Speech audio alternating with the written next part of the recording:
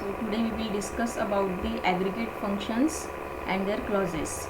So we already know that aggregate functions हमें पता है जो mathematical functions रहते हैं जिसमें हम कुछ aggregation करना है, टेबल में कुछ डेटा है, कुछ कॉलम में डेटा है, उसमें से कुछ हमें maximum value minimum value find out करनी है, एवरेज कैलकुलेट करना है.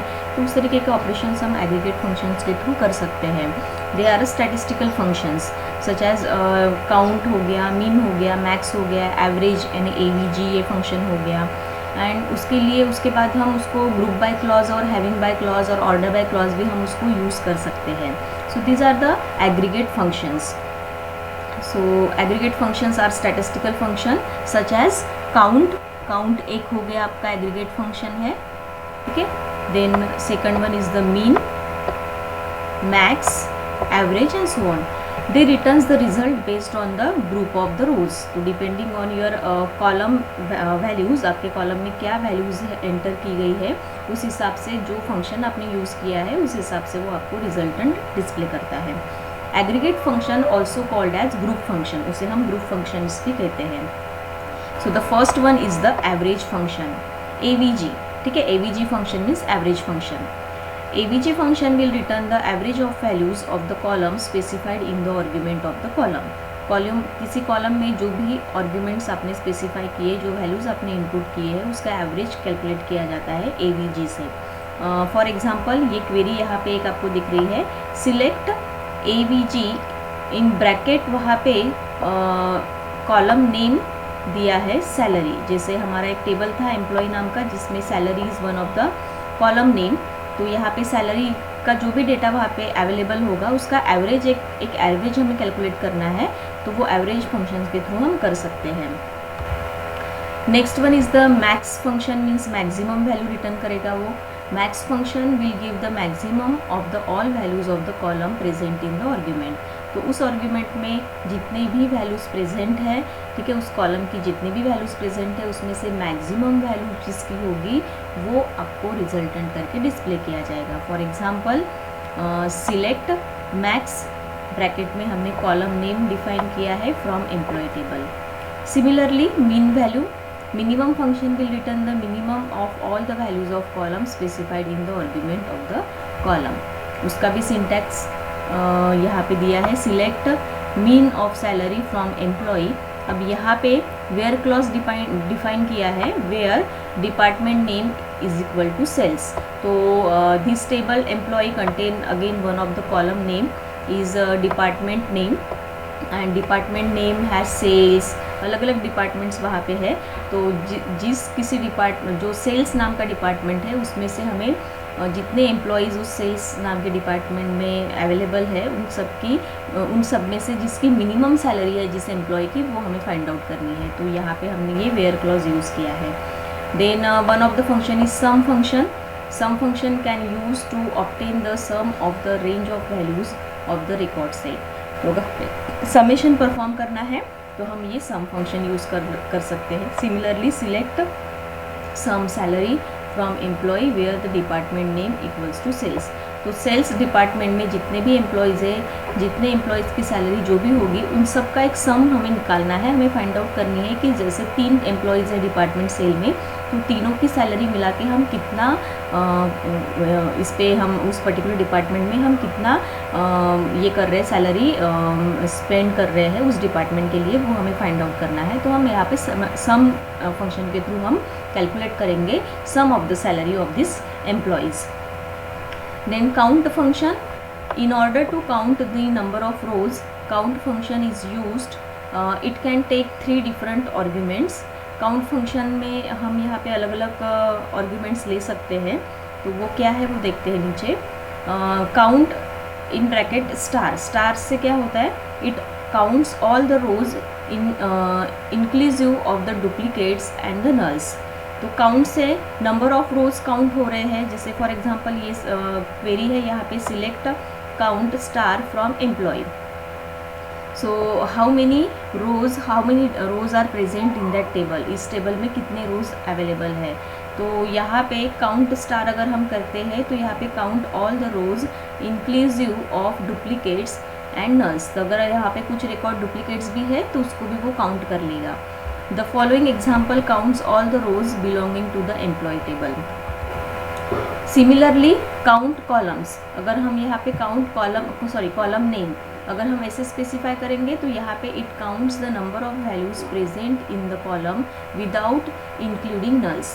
तो यहाँ पे सपोज दैट हमने एक कॉलम नेम स्पेसिफाई किया है सिटी, सपोज किसी एम्प्लॉय की सिटी वहाँ पे हमने मेंशन नहीं की है, ठीक है, इन सच वे, तो वहाँ पे नल वैल्यू प्रेजेंट रहेंगी। तो ये count function column name city के लिए नल वैल्यू को काउंट नहीं करेगा, उसको छोड़ के जितने नंबर ऑफ वैल्यूज़ उसको वहाँ पे काउंट हो जाएगी वो पूरी वैल्यूज़ वो काउंट करेगा। The following example counts the number of rows after eliminating the null values in that column. Salary, जैसे यहाँ पे इन्होंने एग्जाम्पल में सैलरी नाम का कॉलम लिया है और काउंट फंक्शन लगाया है। तो सपोज दैट किसी एम्प्लॉय की सैलरी हमने डिफाइन ही नहीं की है, वहाँ पे नल वैल्यू प्रेजेंट है, तो यहाँ पे वो नल वैल्यू को स्किप कर देगा और रिमेनिंग वैल्यूज़ को काउंट करेगा। Count distinct then column name. अब ये डिस्टिंक्ट कीवर्ड यहाँ पे लगाया है। Distinct means what? It is similar to count column name but eliminates the duplicate values while counting. तो यहाँ पे अगर कोई वैल्यूज़ डुप्लीकेट आ रही है, 2 बार सिमिलर वैल्यूज़ आ रही है, तो उसको वो एक ही बार कंसिडर करके दूसरे वैल्यू को क्या करेगा, रिजेक्ट कर देगा, एलिमिनेट कर देगा। तो इस तरीके से हम ये डिस्टिंक्ट कीवर्ड का यूज़ करके हमारी क्वेरी हम लिख सकते हैं। ओके, तो ये क्वेरीज जो है हम एग्जीक्यूट करके देखेंगे। So let's try one by one. तो हमारा डेटाबेस जो है उसको हम ओपन करते हैं, SQL योग कम्युनिटी। हमारे पास टेबल नेम भी एग्जिस्ट है, एम्प्लॉय टेबल नेम एग्जिस्ट है, उसमें सैलरी कॉलम है, डिपार्टमेंट नेम कॉलम है। तो अगेन ये हमारा ऑब्जेक्ट डेटाबेस है, उसके अंदर ये डेटाबेस हो गया टेबल्स। तो एम्प्लॉय टेबल में एम्प्लॉय टेबल हो गया उसका table data. So here is the table data. तो टेबल डेटा में आप देख सकते हो यहाँ पे सैलरी भी प्रेजेंट है, इवन दैट सिटीज़ भी प्रेजेंट है, इवन दैट डिपार्टमेंट नेम भी प्रेजेंट है। तो look at this table. Department name is the similar sales, cities अलग अलग है और सैलरीज भी अलग अलग है तीनों एम्प्लॉयज़ की। So let's check one by one, जितने भी फंक्शंस हमने यूज़ किए हैं उसको हम एक एक करके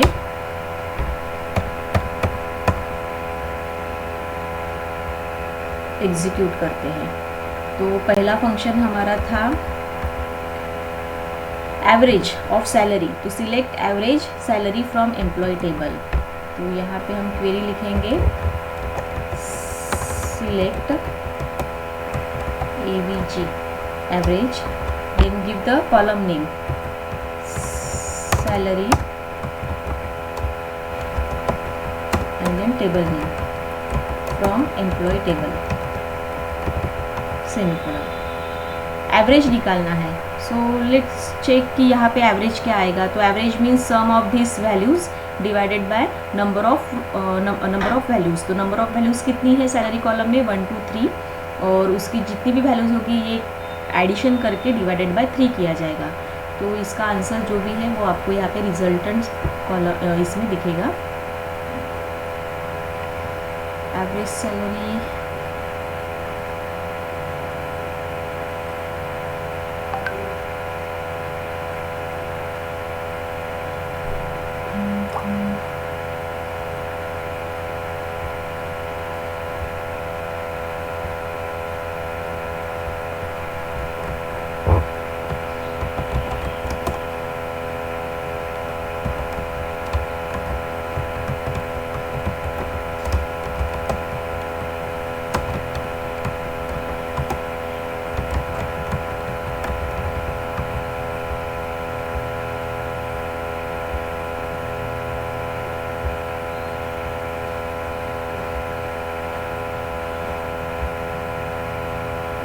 ठीक है। हमने एक नई क्वेरी विंडो यहाँ पे ली है क्योंकि वहाँ पे कुछ ये जो फर्स्ट क्वेरी विंडो थी यहाँ पे बहुत सारे कमांड्स यहाँ पे ऑलरेडी एग्जीक्यूट हो चुके हैं। तो हम सेकंड क्वेरी विंडो यहाँ पे हमने न्यू क्वेरी विंडो ओपन की है। और यहाँ पे हम अभी एग्जीक्यूट कर रहे हैं हमारी नई कमांड। तो select AVG salary from employ. तो यहाँ पे आप करके देखिए, ठीक है। जो टेबल है यहाँ पे addition of this values divided by 3, तो आपको जो रिजल्टेंट मिलेगा वो ये रहेगा 10,000। ओके, ये एवरेज रहेगा उसका। Then next query is average हो गया, मैक्सिमम वैल्यू। सिमिलरली यहाँ पे हम मैक्सिमम वैल्यू यूज़ करेंगे। सो इंस्टेड ऑफ एवीजी हमें मैक्सिमम सैलरी निकालनी है, मैक्स, ठीक है। So from the given table maximum salary is 15,000। So let's check कि इसका आंसर क्या आता है, 15,000। सिमिलरली मिनिमम के लिए भी वैसी क्वेरी एग्जीक्यूट होंगी। अब यहाँ पे मिनिमम के लिए उन्होंने वेयर क्लॉज लगाया है, where the department name is sales. तो यहाँ पे हमारे टेबल में अगर हम देखते हैं तो तीनों एम्प्लॉयज़ सेम डिपार्टमेंट से है, तो मिनिमम सैलरी 5,000 ही आनी चाहिए। तो लेट्स चेक, यहाँ पे instead of this where clause लगाने की वैसे ज़रूरत नहीं है, बट अगर आपके यहाँ आपके टेबल में डिपार्टमेंट नेम और कुछ भी और दूसरी डिपार्टमेंट नेम भी अगर अवेलेबल है तो वेयर क्लॉज हम यहाँ पे लगा सकते हैं। जैसे इंस्टेड ऑफ सेल्स डिपार्टमेंट यहाँ पे कुछ दूसरा डिपार्टमेंट भी है, ठीक है। तो यहाँ पे वेयर क्लॉज लगाने की वैसे ज़रूरत नहीं है। तो इसको अगर हम एग्जीक्यूट करेंगे तो 5,000 मिनिमम सैलरी हमें यहाँ पे मिल जाएगी। Then sum of the salary from the employ, यहाँ पे भी आपको वेयर क्लॉज लगाने की ज़रूरत नहीं है। वेयर क्लॉज कहाँ पे लगेगा, अगर मेरे टेबल डेटा में इंस्टेड ऑफ सेल्स कुछ और एक दूसरा डिपार्टमेंट अवेलेबल है, तो सेल्स के अलावा दूसरा परचेज डिपार्टमेंट रहता है, ठीक है। तो हम अगर यहाँ पे परचेज डिपार्टमेंट देते हैं इस एम्प्लॉय को, परचेज डिपार्टमेंट अगर ये आ जाता है, ठीक है, इसको हम रिफ्रेश करेंगे तो ये डेटा सेव हो जाएगा। अब यहाँ पे वेयर क्लॉज लगेगा क्योंकि हमें यहाँ पे मिनिमम वैल्यू फाइंड आउट करनी है फ्रॉम द सेल्स डिपार्टमेंट। तो यहाँ पे मिनिमम वैल्यू के लिए भी वेयर क्लॉज लगेगा, where department name equals to single quotation में हम यहाँ पे सेल्स, ठीक है। अब सी यहाँ पे एक सेल्स डिपार्टमेंट का एस, ओके, ठीक है। लेट्स सी यहाँ पे ये अपर केस लोअर केस को लेता है नहीं लेता है। तो 5,000 यहाँ पे मिनिमम वैल्यू आई है, तो इसका मतलब ये है कि ये दो रिकॉर्ड से सेल्स डिपार्टमेंट से 5,000 एंड 15,000। तो मिनिमम वैल्यू किसकी है, ये राम नाम का जो एम्प्लॉय है उसकी मिनिमम वैल्यू है, ठीक है। अपर केस लोअर केसेस ऐसा कुछ यहाँ पे नहीं रहता है बाइंडेशन। तो जस्ट मैं चेक कर रही थी कि सेल्स का एस स्मॉल है और यहाँ पे कैपिटल है, तो यहाँ पे ऐसा कुछ नहीं है। सिमिलरली हम यहाँ पे सम अगर हमें करना है, सम हम यूज़ कर रहे हैं सम फंक्शन। यहाँ पे भी हम वेयर क्लॉज लगा देते हैं, where DEPT department name equals to again sales. तो यहाँ पे दो रिकॉर्ड्स है सेल्स डिपार्टमेंट के, उसका सम अगर हम कहेंगे तो 20,000 आना चाहिए। So let's see 20,000 is the value.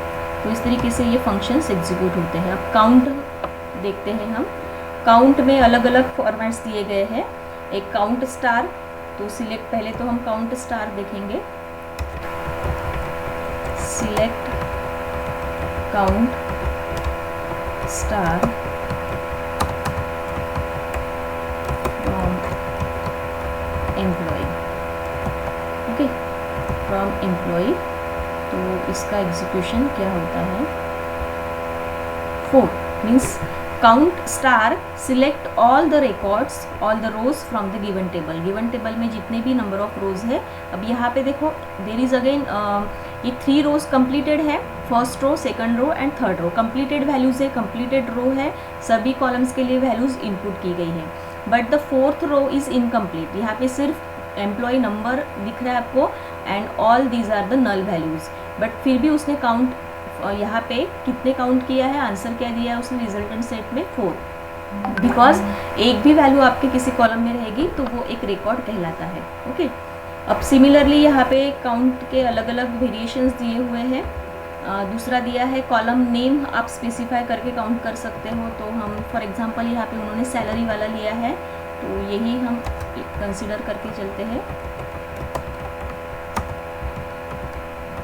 count salary from employee. So let's see, यहाँ पे हमने सैलरी, हाँ सैलरी कॉलम लिया है, ठीक है.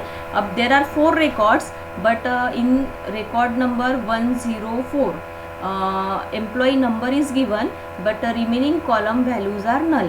तो अगर हम सैलरी कंसिडर करते हैं तो ये नल आती है. तो अगर हम इस हिसाब से लेते हैं तो there are 4 records but only 3 records values are present in salary column and 1 value is null. तो हम इसको देखेंगे कि ये काउंट फंक्शन किस तरीके से वर्क करेगा. It give the answer 3 because जो एक लास्ट वाला रिकॉर्ड है उसमें नल वैल्यू प्रेजेंट है.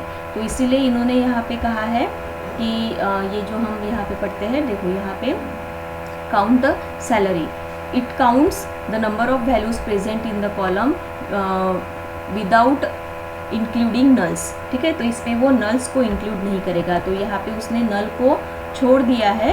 ठीक है, नल को छोड़ के बाकी 3 रिकॉर्ड्स को उसने काउंट किया. सेकंड वेरिएशन है डिस्टिंक्ट वाला. डिस्टिंक्ट वाला क्या कहता है, it is similar to count but it eliminates the duplicate values while counting. तो ये डुप्लीकेट वैल्यू को एलिमिनेट्स करेगा. अगर सपोज दैट मेरे टेबल में सैलरी डुप्लीकेट तो फिलहाल है ही नहीं है, 5000, 15000 एंड 10000. इफ सपोज दैट ये थर्ड जो रिकॉर्ड है इसकी भी सैलरी 5000 है या 15000 है, सपोज दैट. ओके, ये 15000 इसकी सैलरी है, means there are 2 employees have the same salary 15000 and one has 5000. So in that case distinct क्या करेगा, डिस्टिंक्ट डुप्लीकेशन रिमूव करके आपको काउंट देगा. तो उसने काउंट देना चाहिए 2 नॉट 3. तो यहाँ पे हम काउंट के बाद हम यहाँ पे distinct and then column name specify करते हैं. Column name salary. ओके, तो लेट्स सी इसका क्या आता है रिजल्टेंट 2. ठीक है, तो उसने क्या किया, डुप्लीकेट जो वैल्यूज़ थी उसको कंसिडर किया 1 करके, एक को एलिमिनेट कर दिया है और 2 रिकॉर्ड्स को काउंट किया है. सो इस तरीके से ये एग्जीक्यूशन होता है. अब हम आते हैं group by clause. Group by clause. Group by clause statement is used along with the SQL aggregate function like sum to provide the means of grouping the result dataset by certain database table columns. The best way to explain how and when to use SQL group by clause statement is by example, and that's what we are going to do.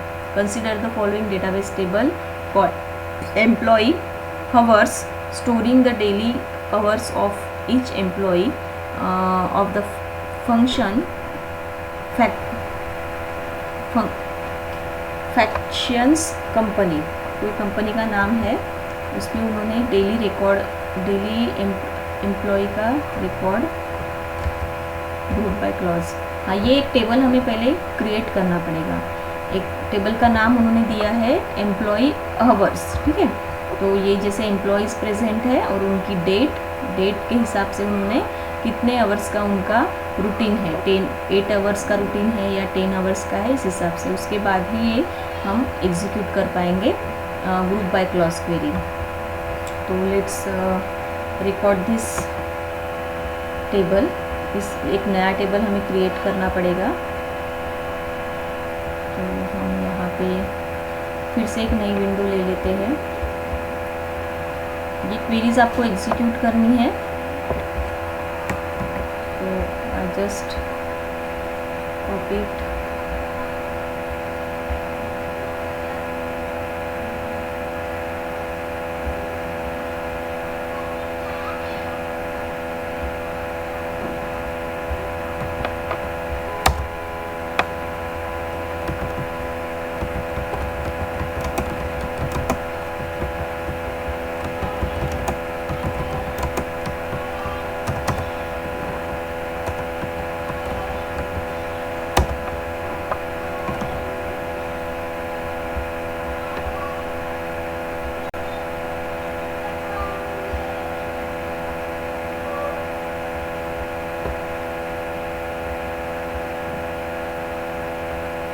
तो यहाँ पे हम फिर से एक table create करेंगे। Create table, अब ये डायरेक्टली मैं यहाँ पे क्रिएट कर रही हूँ। Instead of writing the queries, the table contain employee, then date and hours. तो first column name is employee, उसका डेटा टाइप क्या रहेगा, एम्प्लॉय का नाम है तो ये ऑब्वियसली वेयर क्या ही रहेगा। यहाँ पे लेंथ स्पेसिफाई करनी पड़ेगी 20। Second column name is date, date data type already present है यहाँ पे। Third one is the hours, ये इंट टाइप का आ सकता है, इंटीजर डेटा टाइप। तो इस तरीके से हमने ये टेबल यहाँ पे क्रिएट किया। Save this table, give the specific name, name of the table, table name हमें देना है employee hours, employee hours.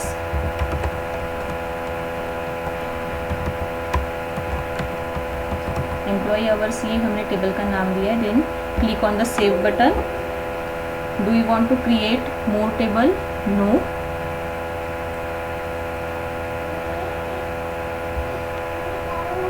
Okay, इसको क्लोज कर देंगे हम। ये हमारा टेबल क्रिएट हो गया है, इसको हम क्लोज कर देंगे।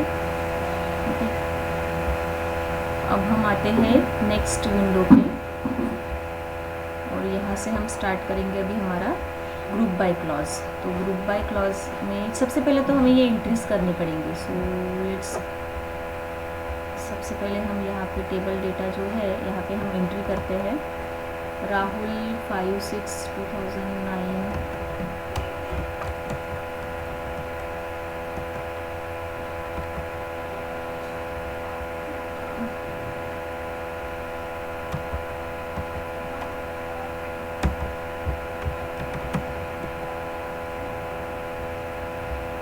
ये यहाँ पे ये इस तरीके से पॉपुलेट भी होता है।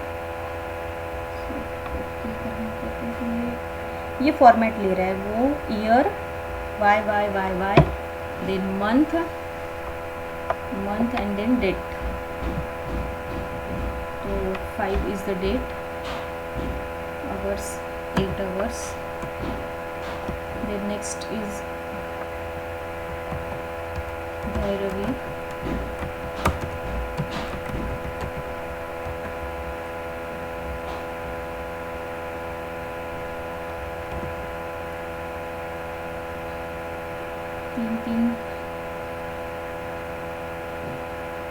तीन एम्प्लॉयज़ के लिए उन्होंने यहाँ पे 3 डेट्स के लिए स्पेसिफाई किया। तो हम फिर से ये 5, इसका भी आवर्स है 8, देन अर्नव,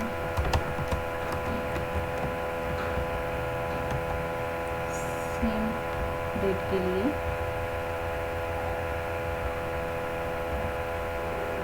इसका आवर्स है 9, उस डेट में उसने 9 आवर्स काम किया है। अगेन सेकंड डे, अगर ये एम्प्लॉय सेकंड डे आते हैं तो फिर से 5 तारीख 6 तारीख के लिए हम इनके रिकॉर्ड्स करते हैं आवर्स। तो इन्होंने 8 आवर्स के लिए काम किया है। देन भैरवी फिर से आती है दूसरे दिन, तो भैरवी ने भी 6 तारीख को 10 आवर्स, सॉरी 6 तारीख 10 आवर्स उसका वर्किंग है। देन उसके बाद again Arnav in same day 8 hours. तो इस तरीके से अभी हमने 3 ही रिकॉर्ड्स किए, उन्होंने टोटल और तीसरे डे के लिए भी किए हैं। ठीक है, कर लेते हैं फिर से। राहुल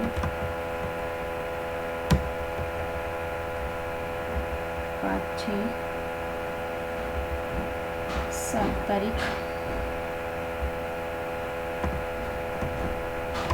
अगेन भैरवी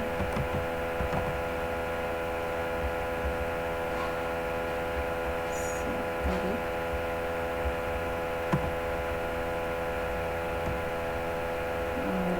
अर्नव